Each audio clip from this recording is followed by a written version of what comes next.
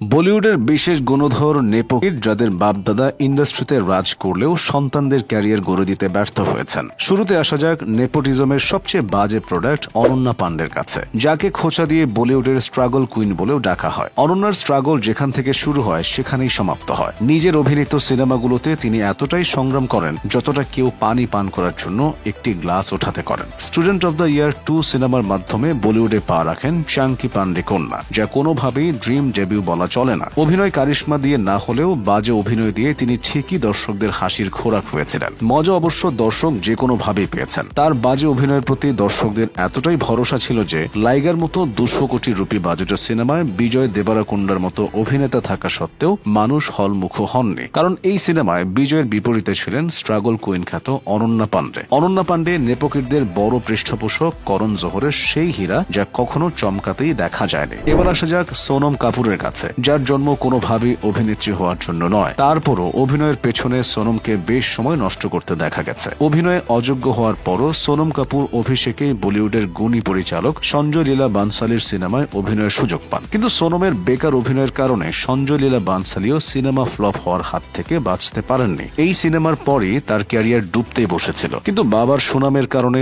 সোনম ক্যারিয়ারের দ্বিতীয় সিনেমা দিল্লি 6-এ অভিনয়ের সুযোগ পান। সৌভাগ্যবশত এই সিনেমা সুপার ডুপার হিট হয়ে যায়, কিন্তু এতেও খুব একটা প্রশংসা করাতে পারেননি তিনি। এরপর সোনম 5টি সিনেমায় কাজ করার সুযোগ পান, কিন্তু 5 সিনেমার 5টি বরবাদের খাতায় নাম লেখায়। যদিও তিনি রঞ্জনার মতো হিট সিনেমা উপহার দিয়েছেন, কিন্তু এই সিনেমার প্রতি পরতেই ছিলেন কেবল ধানুষ আর ধানুষ। নিজের ফ্লপ লিস্টের সংখ্যা আর বর্ধিত না করে দর্শকদের উপর দয়া করে বিয়ে করে শিল্পপতির ঘাড়ে চেপে বর্তমানে ইন্ডাস্ট্রি থেকেই বিরতি নিয়েছেন সোনম। কাপুর খানদানের কারো নাম আসবে সে তালিকায় অর্জুন কাপুর থাকবেন না তা কি করে হয়? তিনি নিজের অর্ধেক জীবন সিনেমায় মনোযোগী না হয়ে মালাইকার পেছনে ব্যয় করেছেন। প্রডিউসার ডিরেক্টরদের পেছনে ভাগার বয়সে তিনি মালাইকার পেছনে ভেগেছেন, এখনো ভেগেই চলেছেন। ফিল্মি ব্যাকগ্রাউন্ড থেকে এসে বলিউডের নামী প্রডিউসার বনি কাপুরের সন্তান হওয়ার পরও ইন্ডাস্ট্রিতে তিনি খুব বেশি সুবিধা করতে পারেননি। শুরু থেকেই নিজেকে ফ্লপ স্টারদের কাতারে রেখেছেন অর্জুন। সেই সাথে তিনি যেন এই প্রতিজ্ঞা করে রেখেছেন যে সিনেমাতেই থাকবেন সেই সিনেমায় ফ্লপ করেই ক্ষান্ত হবেন। অর্জুনের ভাগ্য এতটাই ফ্লপ যে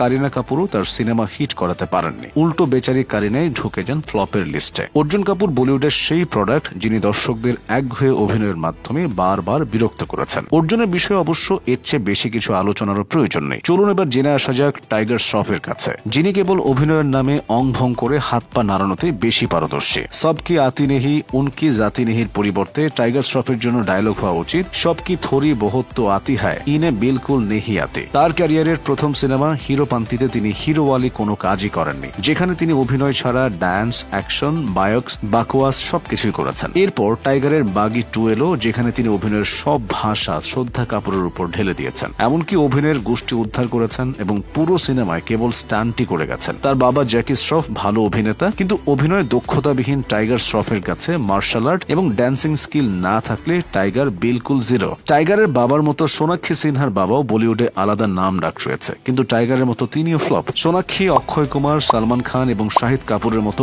বড় বড় স্টারদের সাথে কাজ করেছেন, তারপরও খুব একটা লাইমলাইটে আসতে পারেননি। ইন্ডাস্ট্রিতে বাবা শত্রুঘ্ন সিনহার মতো সোনাক্ষী সিনহাকেও দাবাং বলা হয়। দাবাং অবশ্যই হিট ছিল, কিন্তু তা কোনোভাবেই সোনাক্ষীর কারণে নয়। তার অভিনয়ের যা হাল, অভিনয়ের চেয়ে ফ্যাশন ডিজাইনার হিসেবে নিজের ক্যারিয়ার গড়লেই বোধহয় ভালো করতেন। তাহলে হয়তো শত্রুঘ্ন সিনহার আরো এক সন্তান সফলতার মুখ দেখতেন। যা হোক, ধরে নিলাম সোনাক্ষীর অভিনয় কিংবা দাবাঙ্গিরি তাকে স্যুট করে না, কিন্তু আরেক নেপোকিড জাহ্নবী বা কেয়া উখারলিয়া, যার মা শ্রীদেবীকে দেখলে অসংখ্য তরুণের রাতের ঘুম হারাম হতো, সেই শ্রীদেবী কন্যার অভিষেক সিনেমার নাম ছিল ধারাক, কিন্তু কারো দিল ধারকাতে ব্যর্থ হন জাহ্নবী। এই সিনেমা মুক্তির আগে বেশ হইচই পড়ে যায়। ধারাক মুক্তির পর ঈশান খাট্টারের ক্যারিয়ার উজ্জ্বল হয়। অন্যদিকে জাহ্নবী আরো বেশ কয়েকটি সিনেমায় অভিনয়ের সুযোগ পান, কিন্তু সবকটি সিনেমায় ফ্লপ হয়। এরপরও নেপোকিডদের ভেলকি দেখেছেন। একের পর এক ফ্লপ উপহার দেওয়ার পরও এখনো লাগাতার তাদের সিনেমায় মুক্তি পাচ্ছে। সবশেষে আসা যাক উদয় চোপড়ার কাছে। চোপড়া খানদান কতজনকে যে স্টার বানিয়েছে তার কোনো হিসেব নেই। এই খানদানই সাধারণ শাহরুখ খানকে কিং খান বানিয়েছে, কিন্তু যখন নিজ পরিবারের কাউকে স্টার বানানোর চেষ্টা করলো তখন খুব একটা সুবিধাই করতে পারলো না।